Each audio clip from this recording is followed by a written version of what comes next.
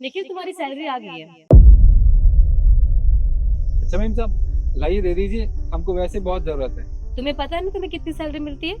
जी ma'am साहब पता है, आज से थोड़ी ना सैलरी दे रहे हैं इस कंपनी में। 10,000 रुपये सैलरी है हमारी, और 2,000 रुपये वो अकाउंट में डालते हैं ना, वो कौन सा ट्रांसफर फीस। 2,000 रुपये उसका कट जाता है, 8,000 रुपये हमें मिलते हैं। काफी समझदार हो गए हो तुम। हम मैडम समझदार की क्या बात है, इतने महीने से यही तो सैलरी मिल रही है हमें। अच्छी बात है, समझदारी होना भी जरूरी है। तुम्हारा नंबर वही है ना, 789 वाला? जी हाँ, वही नंबर है। ठीक है, मैं उसी पे भेज देती हूँ। हाँ, जी ध्यान से भेजिएगा, कहीं किसी और के नंबर पर मत भेज दीजिएगा, नुकसान हो जाएगा। फिक्र मत करो, हमेशा ही तो भेजती हूँ मैं। ये देखो, तुम्हें मैंने पूरे 8,000 रुपये भेज दिए हैं। जी मैम साहब, बहुत बहुत धन्यवाद। और देखो, ये बात ना किसी और को मत बताना, हाँ? ये ट्रांसफर फीस वाली, वैसे तो सर ने ही बोला है, लेकिन फिर भी क्यों बताना है खामखा, उनको क्यों परेशान करना है, ठीक है? ठीक है, नहीं बताएंगे। गुड। अब तुम काम करो। जी। शिखा मैम साहब ने मना क्यों किया? फीस के बारे में किसी को नहीं बताना। खैर कोई नहीं, 8,000 रुपये तो आ गए ना मेरे पास। एक काम करता हूँ, थोड़े पैसे अकाउंट।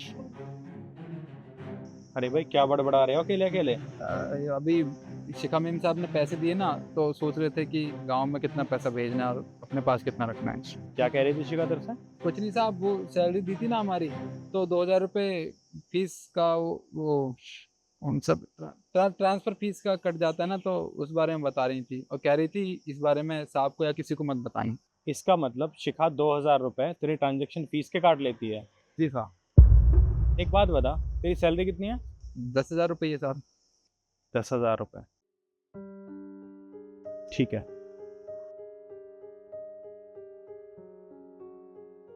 सर, अब मुझे आपसे बात करनी थी कुछ। हाँ बताओ क्या बात करनी है।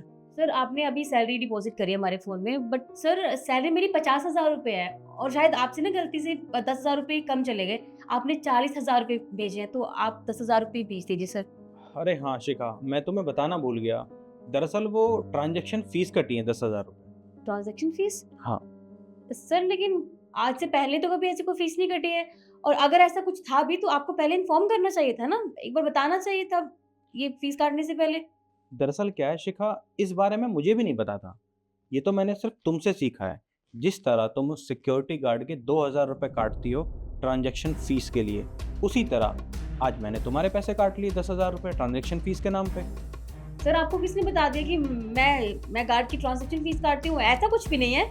देखो शिखा, झूठ बोलने की कोई ज़रूरत नहीं है। मैंने अपने कानों से सुना है आज तुम उस सिक्योरिटी गार्ड से क्या बात कर रही थी। अरे तुमने उसके 2,000 रुपये काट लिए, तुम्हें बिल्कुल भी शर्म नहीं आती?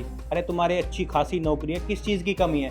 तुम्हारी 50,000 रुपये सैलरी है ना, और तुम क्या करती हो? उस सिक्योरिटी गार्ड के पैसे काट रही हो।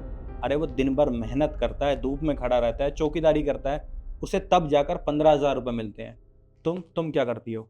ना तो तुम उसे 15,000 रुपये पूरे देती हो, तुम उसे सिर्फ 10,000 रुपये देती हो, और 10,000 में से भी तुम उसे 8,000 रुपये देती हो। 2,000 रुपये ट्रांजेक्शन के नाम पे काट लेती हो। शिखा, तुम्हें बिल्कुल भी शर्म नहीं है ये सब करते हुए? I know sir, I know मुझसे गलती हुई है, मैं मानती हूँ। सर एक्चुअली मैंने गाड़ी ली थी और मुझे ईएमआई पे करनी थी, और मुझे समझ में नहीं आ रहा था मैं इतने पैसे कहाँ से दूँ। अब सैलरी में से दूंगी तो पैसे ही नहीं दिखते हैं, इसलिए मैंने सोचा कि इस तरह से झूठ बोलकर पैसे ले लूंगी और इजीली मेरी ईएमआई पे हो जाएगी। बट सर, मुझे सच में नहीं पता था कि आपको सब कुछ पता चल जाएगा। Sorry sir. तुम मुझे एक बात बताओ, कितने महीनों से चल रहा है ये सब? सर ये 5-6 महीने हो गए। 5-6 महीने? तो सिक्योरिटी गार्ड की सैलरी है 15,000, और तुम उसे पे करती हो 8,000 रुपये, और 6 महीने से ये चल रहा है। तो इसका मतलब अब तक तुम उससे 42,000 रुपये ले चुके हो। शिखा, तुम्हें बिल्कुल भी शर्म नहीं आई? अरे तुम्हारे पास किस चीज़ की कमी है? वो सिक्योरिटी गार्ड है, तुमने कभी उसके बारे में सोचा है? वो अपने पूरे परिवार को पालता है सिर्फ 8,000 रुपये में, और तुमसे अपनी गाड़ी की ईएमआई पूरी नहीं हो रही 50,000 रुपये में।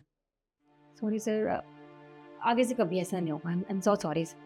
देखो शिखा, आगे से तुम ये सब करने के लायक रहोगी नहीं, क्योंकि तुमने जो गलती करी है ना, उसकी कोई माफ़ी नहीं है। और मैं चाहता हूँ कि तुम अपना रेजिग्नेशन खुद टाइप करो और मुझे मेल करो। सर, सर कैसी बात कर रहे हैं? सर आई नो मुझसे हुई है गलती। ओके ठीक है, मैं उसको सारे पैसे वापस कर दूंगी, लेकिन सर आप मुझे कंपनी से तो मत निकालिए सर, प्लीज सर। देखो शिखा, तुम्हें पैसे तो वापस करने पड़ेंगे, और हाँ, अगर अपना रेजिग्नेशन तुम खुद दोगी तो तुम्हारी ज़िंदगी बच जाएगी। अगर मैंने तुम्हें इस कंपनी से निकाल दिया तो तुम्हें कहीं नौकरी नहीं मिलेगी, दर दर की ठोकरें खानी पड़ेंगी। तो फैसला तुम्हारे हाथ में है, या तो तुम खुद रिज़ाइन दे दो वरना मैं तुम्हें निकाल दूंगा। और हाँ, तुम्हारे पास 2 दिन का टाइम है। अगर तुमने 2 दिन में पैसे नहीं दिए तो मैं पुलिस को फ़ोन करूँगा। नहीं सर, मैं कर दूंगी पैसे पूरे। अब जाओ यहाँ से।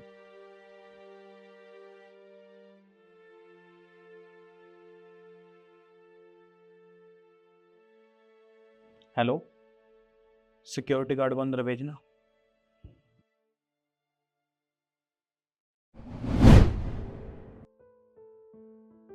जी साहब, आपने बुलाया?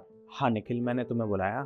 देखो, तुम बहुत मेहनत करते हो, अपना काम पूरी ईमानदारी से करते हो, टाइम से तुम ऑफिस आते हो, टाइम से घर जाते हो। मुझे बहुत खुशी हुई और मुझे सच में बहुत अच्छा लगता है।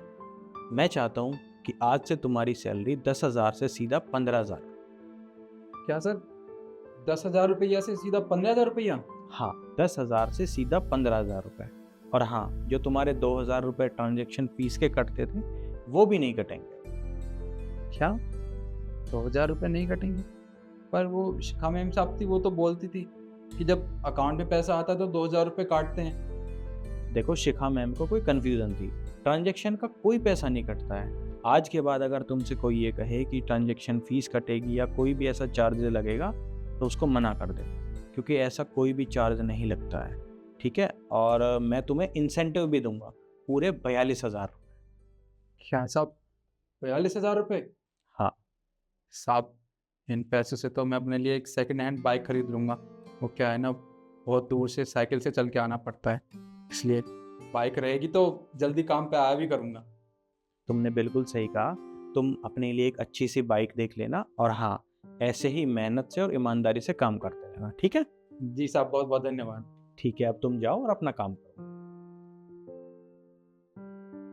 हमारे बड़े बुजुर्गों ने हमें ये सिखाया है कि गरीब का पसीना सूखने से पहले उसे उसकी मजदूरी मिल जानी चाहिए। क्या आप भी मेरी बात से सहमत हो? अगर आप मेरी बात से सहमत हो तो मुझे कमेंट करके ज़रूर बताना। धन्यवाद।